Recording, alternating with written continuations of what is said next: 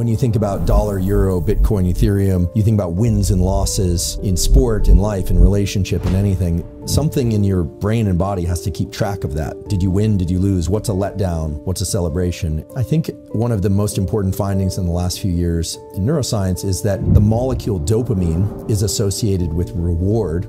It's more about motivation and craving. When I say the common currency is dopamine, what I mean is the molecule dopamine, when secreted in the brain, makes us pursue things, build things, create things, makes us want new things that we don't currently already have.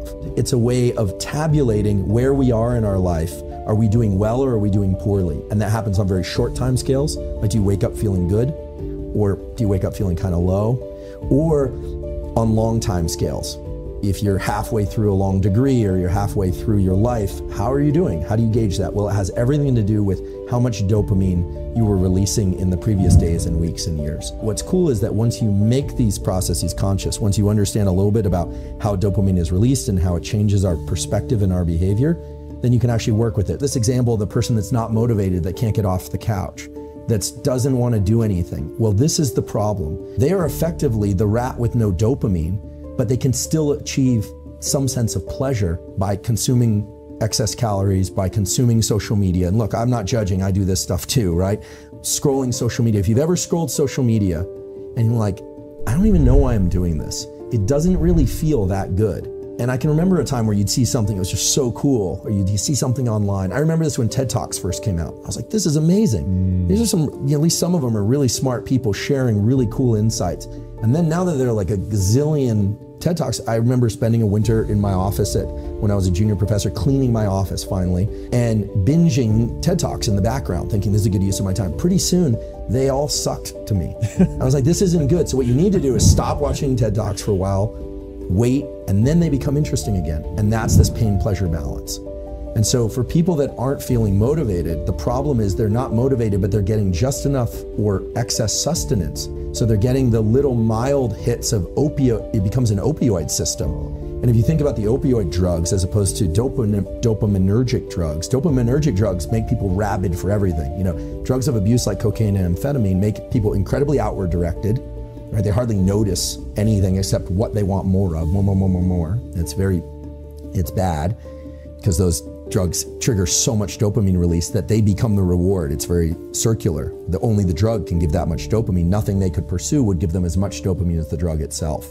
And then there's the kind of opioid-like effects of constantly indulging oneself with social media or with video games or with food or with anything to the point where it no longer evokes the motivation and craving. And this is really the new evolution of the understanding of dopamine in neuroscience, which is that dopamine itself is not the reward.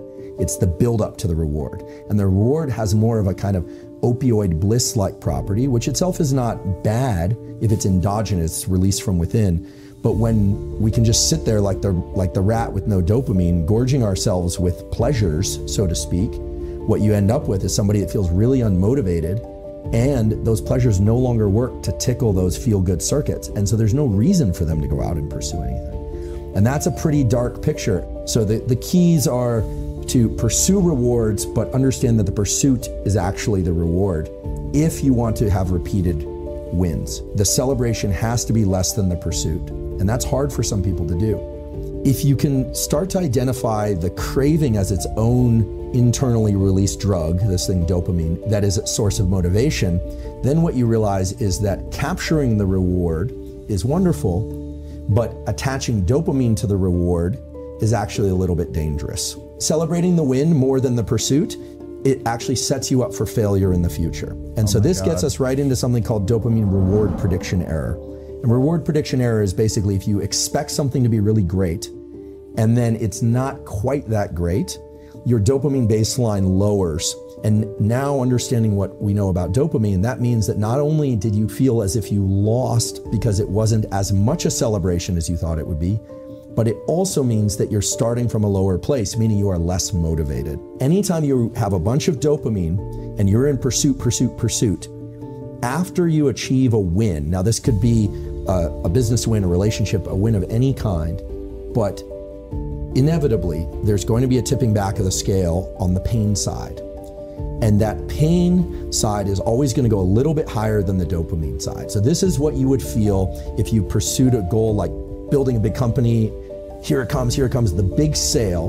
And then there's the, well, what now? The kind of letdown. Now, if you simply wait and stop pursuing dopamine for a short while, the scale starts to reset.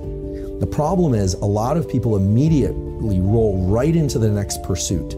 And then what happens is that scale starts to get stuck on the pain side. A little bit more, a little bit more, a little bit more. And pretty soon, no amount of seeking will allow you to experience that craving and motivation. So what does this mean in terms of an actual tool? Well, first of all, if people can do what you do, they're going to be in a much better position in life. Doesn't matter if it's school, sport, relationship, any domain of life.